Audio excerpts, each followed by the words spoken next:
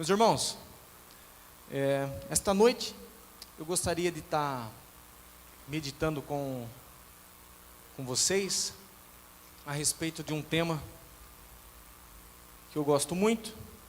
Os irmãos já sabem qual é. Mas é de suma importância e nós vamos ler Bíblia. Nós vamos ler Bíblia. E o título dessa mensagem é: O que João viu? É o que nós queremos ver.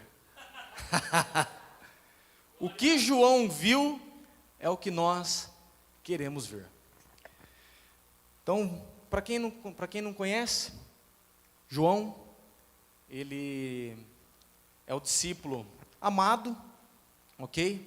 É aquele discípulo que reclinava a cabeça no peito de Jesus. Foi um discípulo, um apóstolo, que a confissão da igreja primitiva, os pais da igreja concordam que esse João que eu estou falando é o escritor de Apocalipse, que é o livro que nós vamos meditar hoje, ok?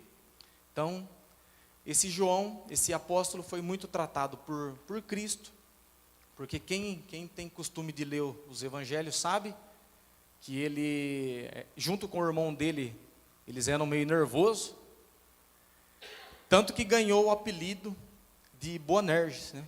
Filho do trovão, porque ele quis que caísse fogo do céu em uma cidade que não recebeu Jesus. Aí Jesus perguntou para ele, né, por acaso você não sabe de que espírito você é? E João foi tratado no ministério terreno de Jesus, os 3 anos e meio que Jesus pregou, como de costume, 8:13, vou ser breve, hein?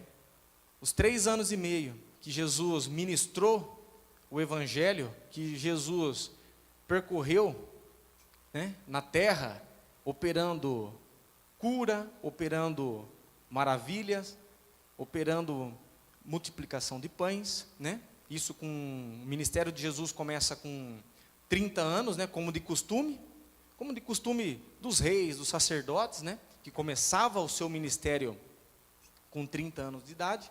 Então, e João acompanhou esses 3 anos e meio de ministério de Jesus, até ele ser morto, crucificado e ressurreto e assunto ao céu, né? E João foi o que ficou aos pés da cruz, ok? Quando Jesus estava lá. Todos os outros apóstolos e discípulos se dispersaram e Jesus ficou ali. João estava também, se você ler Atos dos Apóstolos, capítulo 1 e 2 ali, João participou, muito profundo, né? Uma participação no pastoreio da igreja de Cristo, né? Então, João estava ali no empoderamento, na descida do Espírito Santo. E João, não diferente dos outros apóstolos e discípulos, foi perseguido, ok? Porque ainda hoje existe perseguição. Nós aqui no Brasil estamos tranquilos, nós temos que louvar a Deus por esta liberdade. Nós temos uma perseguição velada, mas não como no Oriente Médio, como é, ok? Que o Estado Islâmico decapita mesmo e mete fogo e metralha, enfim, quando você confessa a sua fé em Cristo Jesus como verdadeiro Deus e a vida eterna como o único e suficiente Salvador, o Cristo. E João, ele morreu bem velho, ok? Ele teve um ministério bem longevo, né? Bem longevo. E devido a uma perseguição, né, devido a toda a perseguição, João ele foi deportado para uma ilha chamada Ilha de Patmos, né? Então, abra a Bíblia em Apocalipse, vamos começar.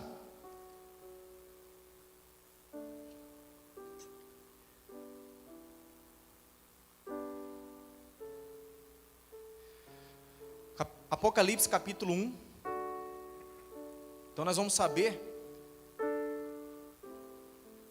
o que João viu. Então João foi deportado para essa ilha pelo imperador Dionísio. Isso aproximadamente, vamos colocar aproximadamente há 2000 anos atrás. Ele tinha por volta de uma média de erro, né, para mais, para menos, de 83 a 93 anos. Ok? Ele foi o apóstolo, o último apóstolo morreu de velhice, ok? Então, nesse ínterim, nesse meio tempo, ele foi perseguido, né? Um apóstolo em pastoreio em Éfeso. Ele foi deportado para a ilha de Patmos. A ilha de Patmos, ela existe até hoje. Ela é no mar Egeu, ok? E ela é próximo da Turquia. Então ali, quando o imperador não queria matar o criminoso, ele deportava para essa ilha, que, imagina, aproximadamente há 2000 anos, escasso, uma ilha, hoje é ponto, né, a ilha de Patmos, ela é ponto de turismo, tem vilarejo lá, tem casa, dá para visitar lá. Mas imagina isso, ele sendo já avançado em idade, sendo exilado nessa ilha. E o que é uma ilha, né? É um monte de terra cercado por águas de todos os lados, né? Então ela servia também como um exílio, uma prisão, para mexer com o psicológico, porque árvores e víboras e tinha pouca água potável, né, água doce, para que ele pudesse.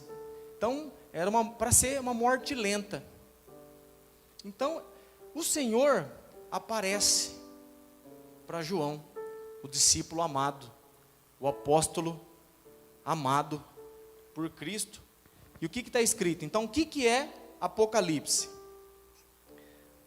Revelação de Jesus Cristo, que Deus lhe deu para mostrar aos seus servos o que em breve há de acontecer.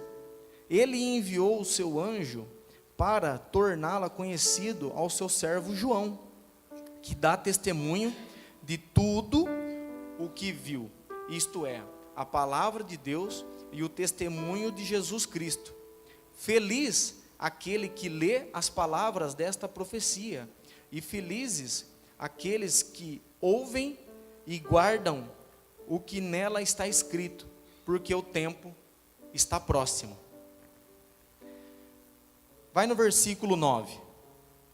Então, Apocalipse é a revelação de Jesus Cristo. O Apocalipse, nós não podemos ler o Apocalipse querendo apenas saber quando vai ser o fim do mundo, quem é o anticristo, o que vai acontecer, ai meu Deus. Não, o Apocalipse, está escrito aqui, o que é Apocalipse? Revelação de Jesus Cristo. Então, aqui nós vamos entender o que João viu e o que nós devemos desejar ver. Amém? E eu oro esta noite, Pai, em nome de Jesus, conduza este culto, a Tua palavra é a verdade, a Tua palavra será exposta e ministrada, que o Senhor nos conduza a ter um desejo pela eternidade, pelo céu, e pelo que o seu amado apóstolo João viu, nós queremos ver também. Senhor, que o Senhor receba toda a honra, a glória, não a nós, Senhor, mas somente a Ti.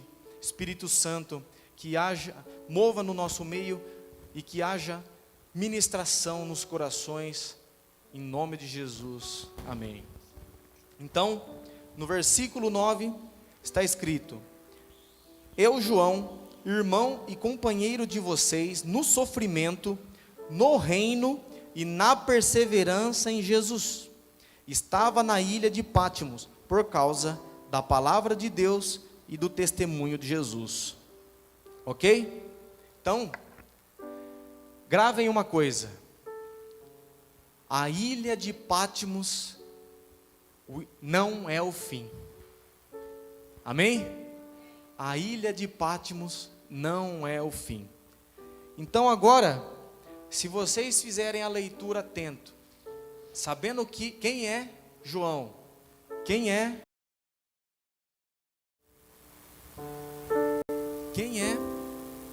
o apóstolo João, o discípulo amado, e o Apocalipse, vai ficar mais fácil a leitura.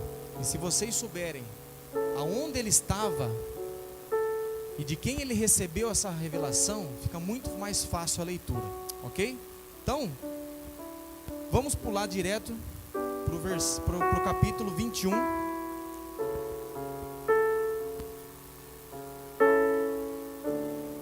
E nós vamos saber o que João viu. Apocalipse 21. O que está escrito? Então vi novos céus e nova terra, pois o primeiro céu e a primeira terra tinha passado. Ponto e vírgula. Eu estou na versão NVI. Então, João, exilado naquela ilha, sem saber o que seria da vida dele naquele momento, vai pegando no espírito, sem uma esperança terrena, por ser já avançado em idade. Então o que o Senhor faz? Se revela a João, mostrando para ele e pedindo para que ele escreva as coisas que iriam e irão acontecer, ok? Para que ele tenha uma esperança. Nós temos o livro da vida. Nós sabemos o que vai acontecer porque nós lemos o final do livro. Nós temos o final do livro. Nós não temos o livro individual das nossas vidas, mas nós temos o livro da vida. Nós temos a revelação. E o Senhor aparece para João naquela ilha, ele isolado com outros bandidos lá, criminosos, e ele sendo acusado por crime por causa da palavra de Deus.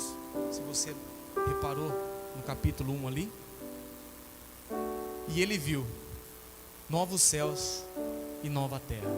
O Apocalipse, a revelação de Cristo Jesus, nos traz esperança. Quando nós lermos o livro do Apocalipse, nós temos que ler com lágrimas nos olhos, sorriso no rosto, porque é esperança. Ele viu e nós desejamos ver. E o mar já não existia mais. O que significa isso? Lembra que eu falei que é uma ilha cercada de água? E aquele mar revolto, ele não podia escapar. Ou ele ia ser morto afogado, ou aquela água ia jogar ele contra as pedras se ele tentasse fugir, ou ele ia ser devorado por algum animal marinho. Então, nessa perspectiva, João, quando ele vê novos céus e nova terra, não é que o mar literalmente vai deixar de existir. Os novos céus e nova terra vai ser transformado. Esse sistema maligno, perverso, que jaz no maligno, não vai existir mais. E o mar, o que separava João da sua igreja, dos seus amigos, aquilo que nos separa, aquilo que isolava João, já não vai existir mais. Aquilo que nos afasta de Deus, aquilo que nos afasta dos nossos irmãos, dos nossos entes queridos que partiram ou irão partir, já não existe mais. E o mar já não existe mais. E a separação já não existe mais. No novo céu e na nova terra não haverá separação. Não haverá distanciamento social. Aleluia. E o mar já não existe mais. Vi a cidade santa, a nova Jerusalém, que descia dos céus, da parte de Deus, preparada como uma noiva, adornada para o seu marido. Vai haver um casamento. E o casamento é belo. E o casamento é recíproco. E o casamento é de amor mútuo. E o casamento é de dois casal que se ama. É a igreja e o cordeiro. Oh, aleluias. E o casamento, as pessoas só se casam. Eu casei com a minha esposa Gabriela em amor recíproco. Nós nos amamos. Nós sempre desejávamos estar juntos e agora por toda a eternidade. A noiva e o cordeiro, eu e você, desejamos estar com ele por toda a eternidade. O mar já não existe mais. Ou haverá casamento, ou haverá divórcio. Que lado você vai estar? Eu quero estar no casamento. Eu quero estar adornado. Eu quero estar alinhado. Eu não quero estar divorciado daquele que me amou primeiro. E ele viu, versículo 3: ouviu uma forte voz que vinha do trono e dizia: existe alguém no trono. E aquele que está no trono governa. E aquele que está no trono, ele tem o cetro, é de justiça e equidade. Ele é justo. A equidade dele é notória, porque é justo o julgamento. E ele dizia: agora o tabernáculo de Deus está com os homens, com os quais ele viverá. Ele sempre quis habitar no meio do povo. Se você lê o Antigo Testamento, ele fez um tabernáculo para que o povo escolhido de Deus andasse com ele, a arca da aliança.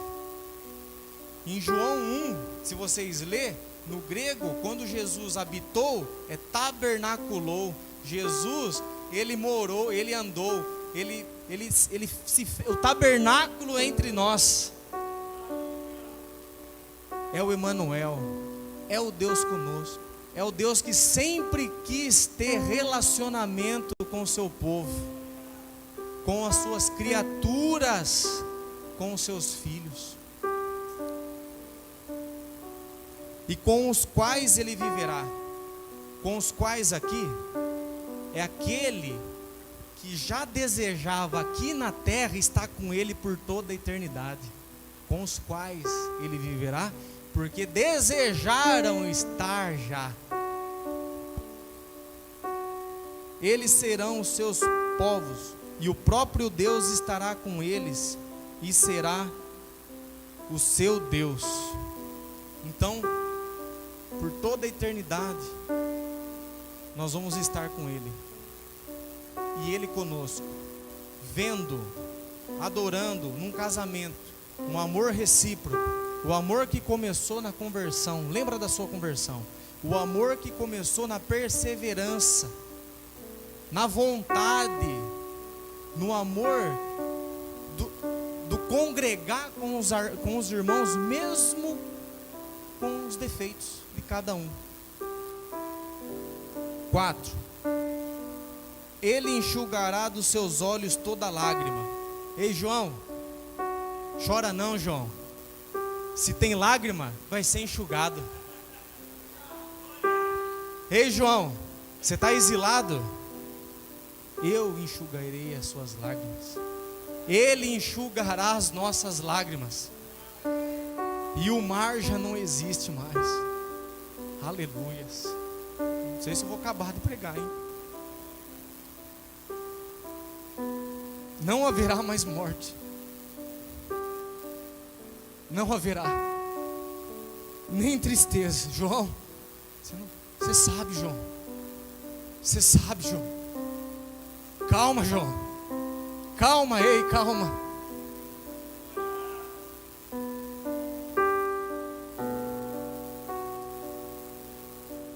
Nem tristeza, nem choro, nem dor, pois a antiga ordem já passou. Passou, João. Passou, igreja. Há esperança. Pense no alto. Pensar nas coisas do alto, onde Cristo está assentado, diz o apóstolo Paulo em Colossenses, porque ele também foi arrebatado ao terceiro céu, e ele viu coisas inefáveis, indizíveis aos homens. Mas João escreveu, porque o apóstolo Paulo só deixou um gostinho de quero mais. 5. Aquele que estava sentado no trono disse: estou fazendo nova todas as coisas. E acrescentou: escreva isto, pois essas palavras são verdadeiras e dignas de confiança. Essas palavras são verdadeiras e dignas de confiança. Não há, é palavra de Deus. Aleluias.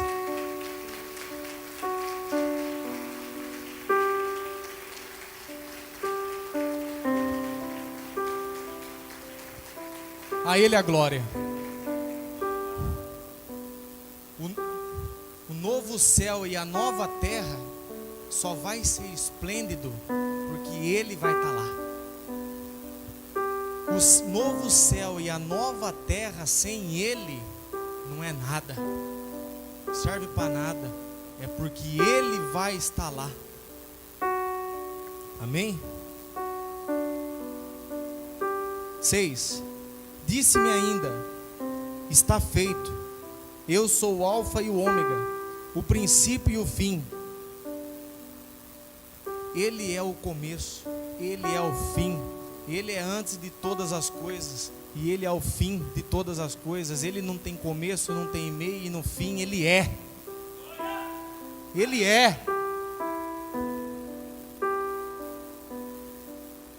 A quem tiver sede, darei de beber gratuitamente da fonte da água da vida. Ele é a fonte. É Ele que sacia o vazio existencial de todo ser humano, e muita gente não sabe disso. Esse vazio que você sente, essa carência emocional, só é suprida por Ele. É Ele. Nós temos um vazio de um tamanho de um Deus, e é o Deus Espírito Santo que habita naquele que nele crê. A quem tiver sede, se você estiver saciado com refrigerante, você não toma água.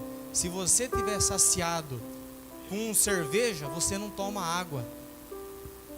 Se você não tiver sede, não tem como você beber. Gratuitamente, a água é de graça, é de grátis, já foi pago, mas é para quem tem sede. Senhor, dai-nos sede, Senhor. Dai-nos sede, Senhor. Sacia a sede de quem tiver sede, Senhor. E eu quero ser este que tem sede. E o mar já não existe mais. Aleluias. Estou fazendo, vamos voltar no 5. Estou fazendo nova todas as coisas.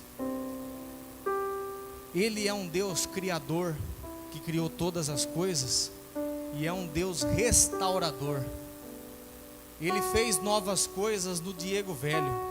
Ele fez novas coisas em todos que estão aqui. E Ele vai fazer novas as coisas. Ele é um Deus que não joga fora. Ele é um Deus que restaura. Aleluias. Meu irmão, há esperança. Aquele que anda com o vivo, há esperança.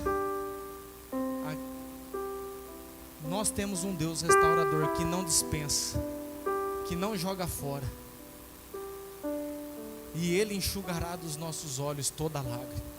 basta ter lágrima nos olhos, lágrimas contra o pecado, lágrimas dos nossos entes queridos que partem, lágrimas de anseio por estar com Ele, para ser enxugadas.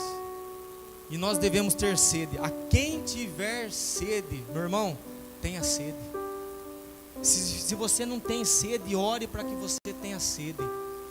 Não substitua a água da vida por coisas que não é, por Coca-Cola, que é insignificante.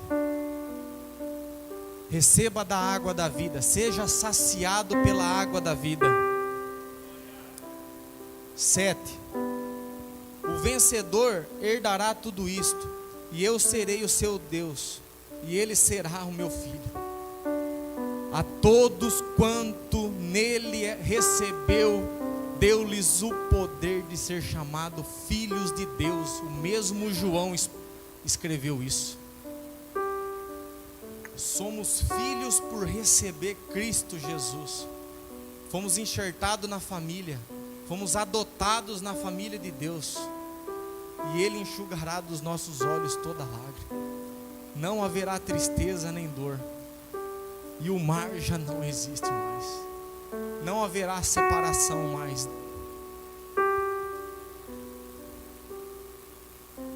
8. Mas os covardes, os incrédulos, os depravados, os assassinos, os que cometem imoralidade sexual, e os que praticam feitiçaria, os idólatras e todos os mentirosos, o lugar deles será no lago de fogo que arde com enxofre. Esta é a segunda morte.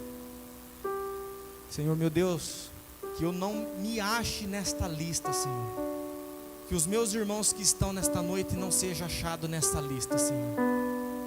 Que esta lista, Senhor meu Deus, seja para aqueles que de maneira rebelde e premeditada recusaram o Senhor, e não para nós, Senhor. Em nome de Jesus, por favor, Senhor, não nos insira nesta lista e não permita que a gente seja inserido nesta lista. Os covardes, aqueles que não tiveram coragem de confessar Jesus como Senhor e Salvador. Algumas versões traz os tímidos. A timidez é aquela timidez de confessar Jesus, de bater no peito e falar: eu sou cristão e o mundo já não me interessa mais. É o novo nascido, é aquele que para o mundo está morto, que as coisas do mundo já não interessam, já não satisfaz. É aquele que tem sede, é aquele que tem sede. Os incrédulos é aqueles que eu não estou nem aí, eu não creio mesmo e ponto e acabou. Você tem toda a liberdade de não crer que Deus existe, mas acima da incredulidade Ele existe. Acima de toda circunstância Ele existe. Acima do nosso achismo Ele existe. Ele é. Se você acreditar nele ou não, Ele existe. Aos incrédulos, aos depravados, nós somos depravados por causa da queda, por causa do pecado, mas redimidos no sangue de Jesus. Nós somos lavados no sangue do Cordeiro. Mas aqui é aqueles que deliberadamente pecaram como se não houvesse amanhã. Não herdarão. Os assassinos, aqueles que premeditam na mente e na ação. Os que cometem imoralidade sexual, todo tipo de imoralidade sexual, eu não quero estar nessa lista. Os que praticam feitiçaria, a feitiçaria no Antigo Testamento é o orgulho e a arrogância. É tudo isso entra na prática da feitiçaria. Não somente aqueles que praticam o ocultismo. Se você ler o texto no Antigo Testamento, eu não lembro agora o texto que é, li esses dias, fala que a rebelião e é como um pecado de feitiçaria. 1 Samuel. A rebelião e o orgulho é feitiçaria para o Senhor, é abominação. Os idólatras não apenas de ídolos, mas aquele que idolatra bens materiais, filho, esposa, marido, trabalho, dinheiro, tudo aquilo que coloca Deus em segundo plano, não herdarão, não verão os novos céus e as novas terras, não será enxugado dos olhos toda lágrima. Essa lista eu não quero estar. Eu oro todos os dias para que eu não esteja nesta lista e várias outras. Os mentirosos, os que amam a mentira, o que vive na prática do engodo, de enredar pessoas, um abismo puxa o outro abismo. O diabo é o pai da mentira. O lugar deles será no lago de fogo que arde com enxofre. Esta é a segunda morte. Eu já falei isso uma vez, vou repetir. Aquele que nasce uma vez, morre duas. Vai para o lago de fogo e enxofre, que é o inferno. Aquele que nasce duas vezes, que nasce fisicamente de pais humanos, mas nasce espiritualmente, o nascido de novo, por causa disso que é a expressão novo nascimento, aqueles que nascem pela água e pelo Espírito, que é convencido pelo Espírito Santo, que quer abominar o que Deus abomina e amar o que Deus ama, esse morre uma vez. Aleluias. Eu não quero estar na segunda morte. E todos vocês, nós não podemos estar nesta lista. Um exortando o outro, um dado a mão no outro. Vamos ver o que João viu. E Deus enxugará dos nossos olhos toda lágrima. 9. Um dos 7 anjos que tinham as 7 taças cheias da última 7 pragas aproximou-se e disse: venha, eu lhe mostrarei a noiva, a esposa do Cordeiro.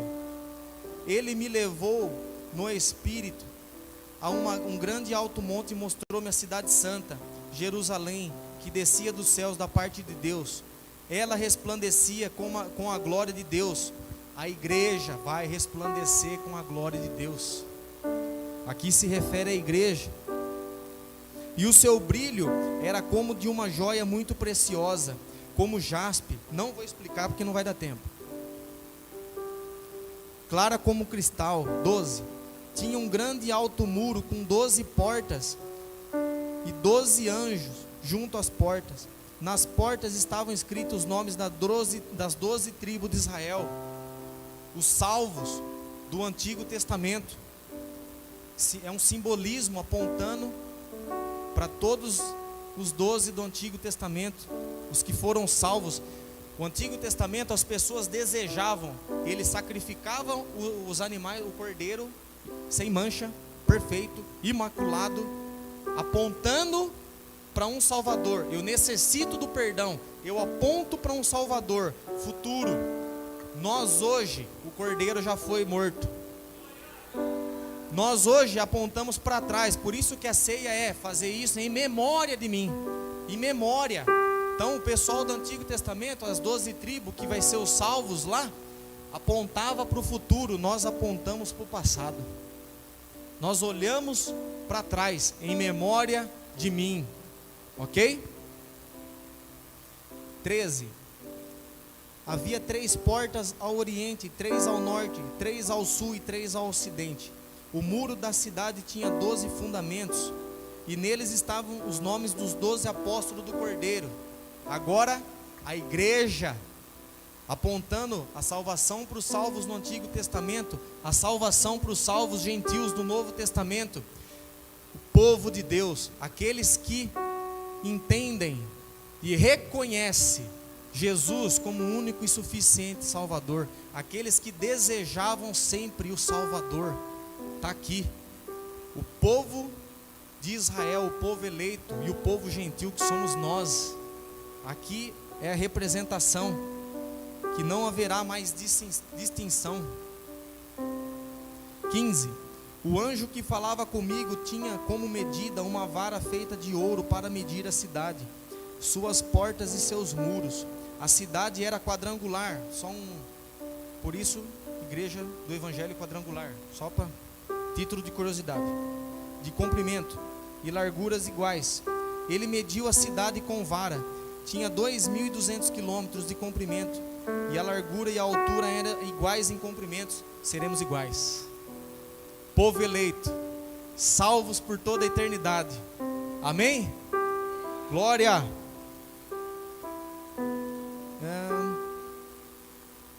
17.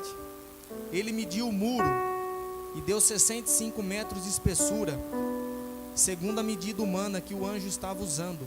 O muro era feito de jaspe. Você vai perceber que na leitura, o apóstolo João, na visão, ele fala como ele não conseguia mensurar o que ele viu.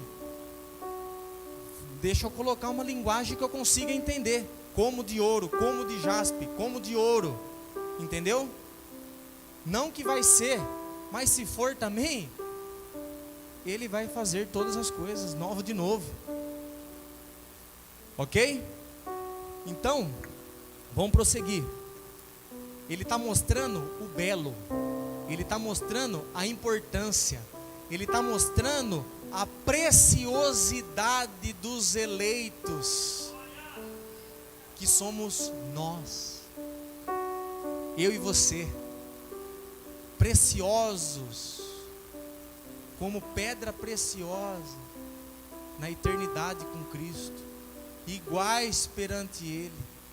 Amém? Quem está entendendo aí diz um amém. 18, vou ler. O muro era feito de jaspe e a cidade de ouro puro, semelhante ao vidro puro. Os fundamentos dos muros da cidade eram ornamentados com toda sorte de pedra preciosa. O primeiro fundamento era ornamentado com jaspe, o segundo com safira, o terceiro com calcedônia, o quarto com esmeralda, o quinto com sardônio, o sexto com sárdio, o sétimo com crisólito, o oitavo com berilo, o nono com topázio, o 10º com crisópaso, o 11º com jacinto e o 12º com ametisa. As 12 portas eram 12 pérolas, cada porta feita de uma única pérola. A rua principal da cidade era de ouro puro, como vidro transparente. 22. Não vi templo algum na cidade, pois o Senhor Deus, o Todo-Poderoso, e o Cordeiro são seu templo. Não haverá templo. Não haverá mais, eu vou ter que ir lá. Não. Ele será o templo. O que é o templo? É o lugar onde a gente se reúne para adoração. Ele é a nossa adoração. Ele e o Cordeiro. 23. A cidade não precisa de sol, nem de lua para brilharem sobre ela, pois a glória de Deus ilumina, e o Cordeiro é a sua candeia. Jesus é a luz do mundo. É Ele que ilumina todas as coisas. Ele é o sol da justiça. É Ele que clareia. É Ele que nos aquece em tempo frio. É Ele. É Ele que dá vida a todas as coisas. É Ele brilhará. 24. As nações andarão em sua luz. O que significa? Não haverá mais tropeço. Não haverá mais nada que impeça, porque Ele ilumina os nossos caminhos. É Ele.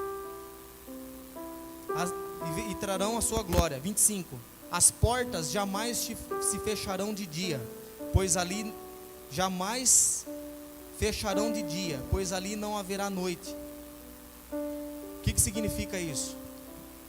Imagina João, 2000 anos atrás, com o entendimento das muralhas, das cidades fortificadas. Ok? Porque todas as cidades do Oriente Médio, ok? Eles viviam em guerras. Então eles faziam cidades fortificadas e as portas muito grande e pesada, para que nenhum inimigo entrasse. 25. Então Deus fala com João, fala, ó, João, para que ele pudesse entender, e para que nós pudermos entender hoje, as suas portas jamais serão fechadas de dia, pois ali não haverá noite. A noite era perigoso para cidades fortificadas, né? Para que os inimigos pudessem invadir. As portas naquele grande dia, na eternidade, não fecharão, não haverá inimigo, não haverá perseguição mais. As portas da cidade santa vai estar aberta, porque não haverá mais nada de perigo. Nós não corremos mais nenhum perigo, nenhum risco de vida. A morte não existe mais. As portas não serão fechadas. E a noite se refere ao perigo, se refere àquilo que nos traz invisibilidade, que a gente não consegue enxergar. Ele é a luz que ilumina. 26. E a glória e a honra das nações lhe serão trazidas. 27. Nelas jamais entrará algo impuro, nem ninguém que pratique o que é vergonhoso ou enganoso. Que eu não esteja nesta lista. Eu quero estar lá dentro, eu quero entrar. Que eu não seja uma vergonha. Nós não podemos ser vergonhosos ao Evangelho. Nós não podemos ser aquele evangelho enganoso. Não vai entrar. Não vai entrar nada impuro. Que eu e você não estejamos nessa outra lista de vergonhoso, enganoso e impuro. Ninguém que pratique o que é vergonhoso ou enganoso, mas unicamente aqueles cujos nomes estão escritos no livro da vida do Cordeiro. Senhor, escreva os nossos nomes no livro da vida. Não tire o nosso nome, Senhor. Eu sei que Tu és soberano e sabe de todas as coisas, que o Senhor é o princípio e o fim. Mas eu oro ao Senhor e oro em favor dos meus irmãos. Escreva os nossos nomes, Senhor. Se tem alguém aqui que não está com o nome escrito no livro da vida do Cordeiro, escreva.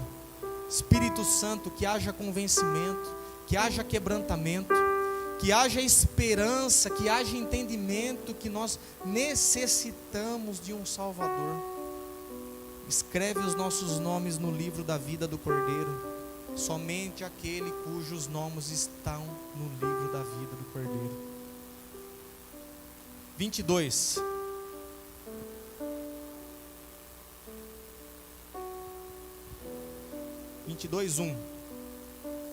Então o anjo me mostrou o rio da água da vida, que é claro como um cristal, fluía do trono de Deus e do Cordeiro. Jesus, Ele é aquele que sacia a nossa sede com a água pura e cristalina. Do trono de Deus flui rio de águas vivas, águas purificadoras, purifica-nos. Águas purificadoras flui do trono do rio. Águas purificadoras, purificando-nos de todo engano, impureza, maldade, que flui do trono. Águas que não têm poluição. É água que nos hidrata. É água que vem sem nenhum resquício de maldade, porque o trono de Deus é puro. Ele é aquele que dá de beber gratuitamente àquele que tem sede. 2. No meio da rua principal da cidade, de cada lado do rio estava a árvore da vida, que frutifica 12 vezes no ano, uma vez por mês. Aqui novamente Jesus fala para João: 12 vezes por ano. É uma simbologia do Antigo Testamento, as 12 tribos, e a simbologia do Novo Testamento, os 12 apóstolos, que vai frutificar, para nos alimentar, para nos saciar, para nos dar vida. A árvore da vida Então presta atenção que Jesus aparece para João e mostra para ele que o que ele entendia de Gênesis, da queda, o início, o jardim que Deus sempre quis estar conosco, agora será uma cidade, porque é um Deus que acompanha a geração, que sabe todas as coisas. Então a árvore da vida que estava em Gênesis vai estar na nova cidade, vai estar na eternidade, porque o fim é o começo. Ele sempre quis estar conosco. Então ele dá uma luz para João. João, a árvore da vida. João, eu sempre quis estar com vocês, João. Vocês que não quiseram, João. Aqueles que vão estar comigo é aqueles que em vida, aqui na terra, rejeitaram todo tipo de imundícia, vergonha, imoralidade e depravação. Por isso, vou explicar melhor isso. As folhas das... dois ainda, né? As folhas das árvores serão para a cura das nações. Não haverá maldição nenhuma. O que significa isso? Se você ler Gênesis 3, no relato da queda, houve uma série de maldições e a terra foi amaldiçoada por causa do pecado, por causa da desobediência. Entendeu? A morte passou a reinar, porém a morte já não existe mais. A maldição, o pecado, tudo aquilo que nos separa de Deus e do nosso próximo, causando todo tipo de intriga, todo tipo de problema emocional e todo tipo de depressão e doença, já não vai existir mais. Não haverá mais maldição alguma. A maldição do Éden, da queda, da desobediência, que passou de geração após geração, a morte do ser humano, é por isso que nós morremos, é por causa da maldição do Éden. João recebe a revelação de Jesus: não haverá mais a maldição, ok? Não haverá mais pecado, porque é o pecado que nos afasta de Deus, e é o pecado que nos afasta do nosso próximo, e é o pecado que nos afasta de nós mesmos. Não haverá mais maldição, porque o pecado é a pior das maldições. É o pecado que gera morte. E não haverá mais tristeza, não haverá mais dor. As coisas velhas se passaram, eis que tudo se fez novo. Amém? E por que não haverá mais pecado na eternidade se eu vou estar cônscio, se eu vou estar consciente? Se o próprio João, que escreveu o Apocalipse, ele dá uns relances no Evangelho de João, quando Jesus ele fala assim para ele, e João escreve: naquele dia nada me perguntareis, porque ele é a resposta. Então, quando João entende todas essas coisas e vê os novos céus e novas terras, e a maldição já não existe mais, não haverá, mesmo cônscios, mesmo com toda a nossa consciência, com todo o nosso intelecto perfeito, consciente lá na eternidade, né? Quando nós chegarmos lá, e nada. Tem gente que fala, né? Eu vou perguntar para Jesus, eu vou perguntar para José, vou perguntar para Moisés. O que está escrito lá? Naquele dia, nada me perguntareis, porque Ele é a resposta. E não vai haver mais, presta atenção, isso aqui é importante, não vai haver mais a possibilidade do pecado, porque nós aqui em vida já não desejávamos mais pecar. Quem está entendendo? Então, aqui, a gente se esforça para não pecar, peca, se entristece, pede perdão, chora, se arrepende e fica mal, e o Espírito Santo se entristece em nós, e logo a gente se entristece, e aquela guerra, aquela luta, aí chega na eternidade com o corpo glorificado, com novos céus e nova terra, e com mais nada impuro, e com o inimigo, a morte, já lançado no lago de fogo, e não haverá mais nem tentador. Uma que a gente já gostaria que o tentador já fosse já, né? Porque ó, a culpa do pecado, primeira, é nossa mesmo. E segunda, é do Satanás, que ele potencializa os desejos enganosos do nosso coração. Entendeu? Então lá não vai ter mais o tentador. Lá não vai ter mais essa natureza caída, porque nós vamos estar com um corpo glorificado para poder aguentar os novos céus e nova terra. Aquele que morreu sem uma perna vai ter uma perna. Aquele que morreu sem um braço vai ter um braço. Aquele que morreu cego vai ter visão plena. Aquele que não escutava, não falava, lá vai ter. Aquele que perdeu a memória vai ter memória. É a esperança. É a esperança de Apocalipse. Então vai ser impossível, não haverá maldição nenhuma. Não vai ter pecado, nem a possibilidade de pecar, porque aqui eu já desejo não pecar, mas peco. Você entendeu? Essa guerra que todos nós vivemos, a gente deseja não pecar para alegrar ao Senhor, para viver em obediência, para não entristecer o Espírito Santo que habita em nós, porque o apóstolo Paulo fala, não entristeçai o Espírito Santo que habita em vós.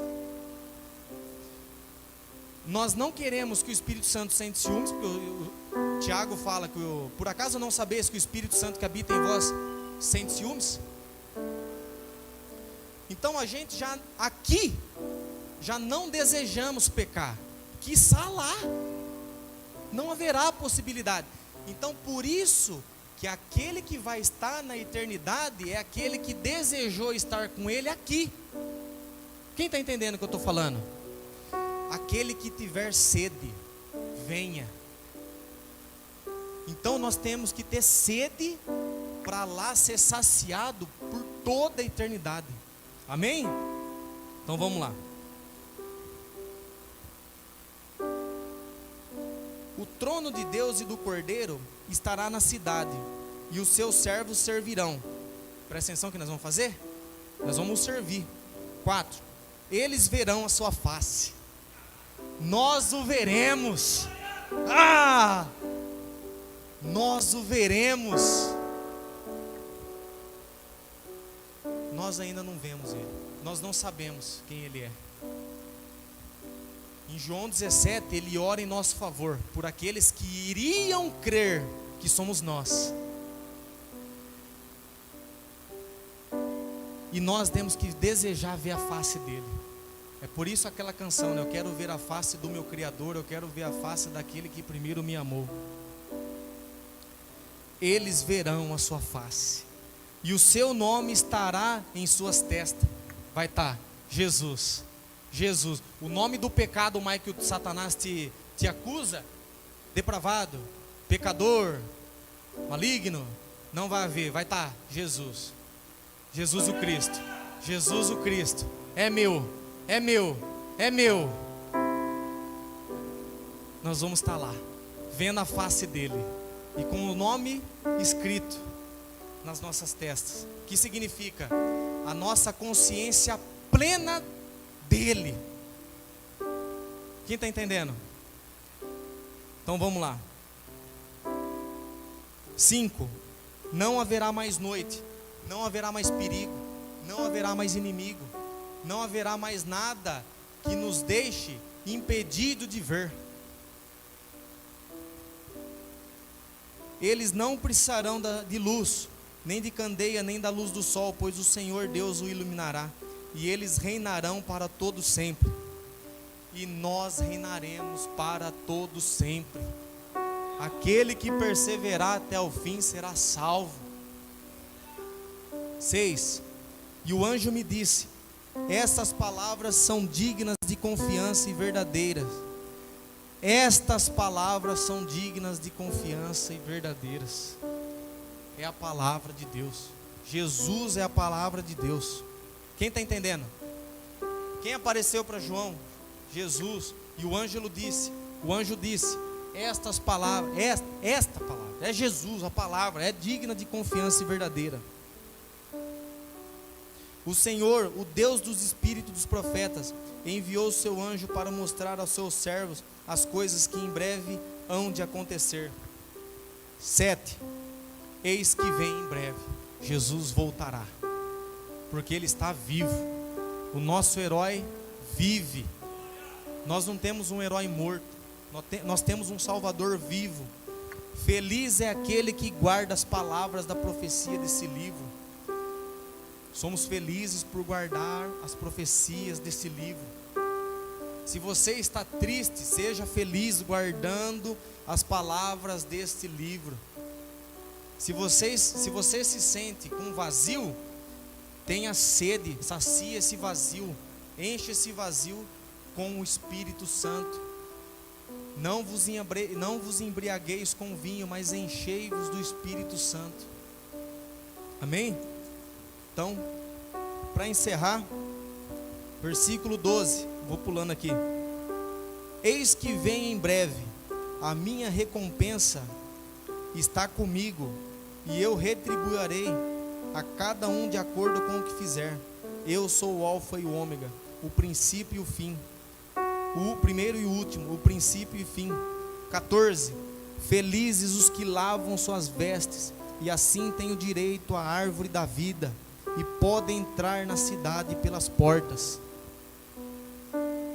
Nós devemos lavar as nossas vestes no sangue do Cordeiro.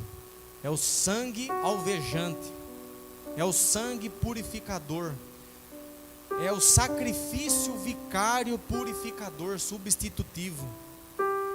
Nós devemos lavar as nossas vestes da mancha do pecado, da impureza, da maldade e do pecado, e de toda a influência mundana, maligna, perversa que nos rodeia.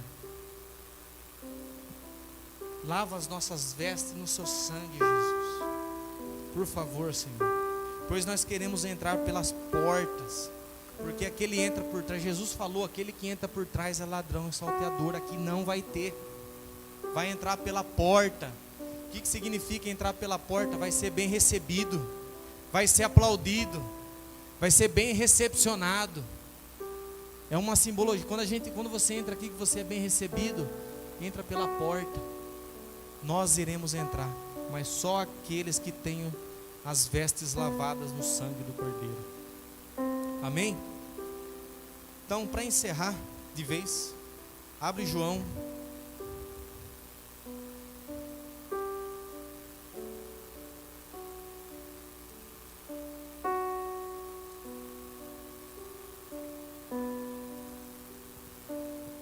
E o mar já não existe mais.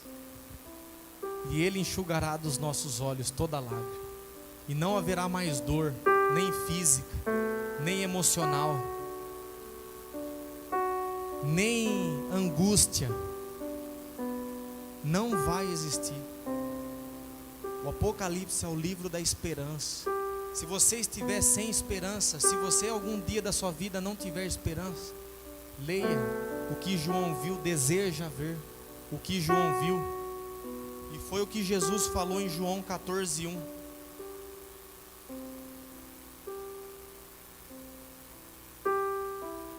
Não se perturbe o coração de vocês. Creiam em Deus, creiam também em mim. Na casa de meu Pai há muitos aposentos. É a nova cidade, é a eternidade com Ele. Tem lugar para nós, tem lugar para você, tem lugar para mim, tem lugar para mais gente, tem aposentos. Se não fosse assim, eu lhes teria dito. Jesus é fiel no que promete, Ele é verdadeiro. Se Ele fala, Ele cumpre. Vou preparar lugar. João viu o lugar preparado. Jesus deu um spoiler a João e João nos escreveu para que a gente tenha esperança. Ok? Para que a gente vislumbre o que Jesus falou em João 14.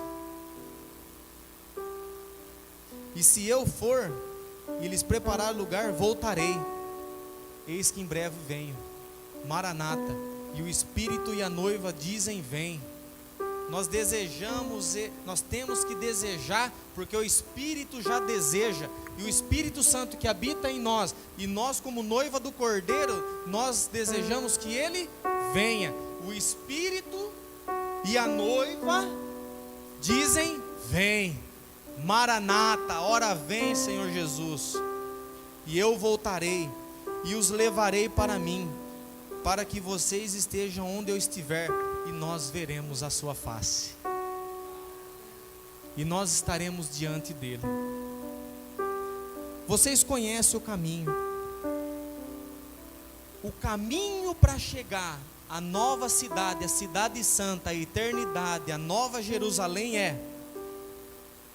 Alguém pode não saber. 5, disse-lhe Tomé.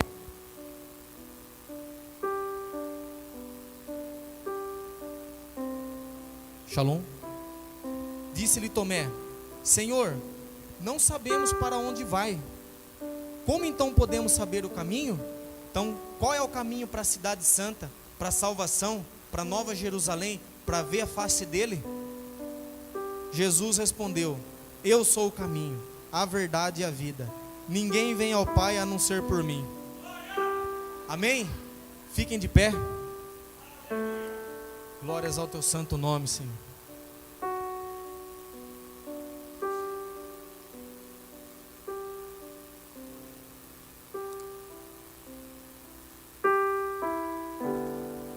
Feche seus olhos.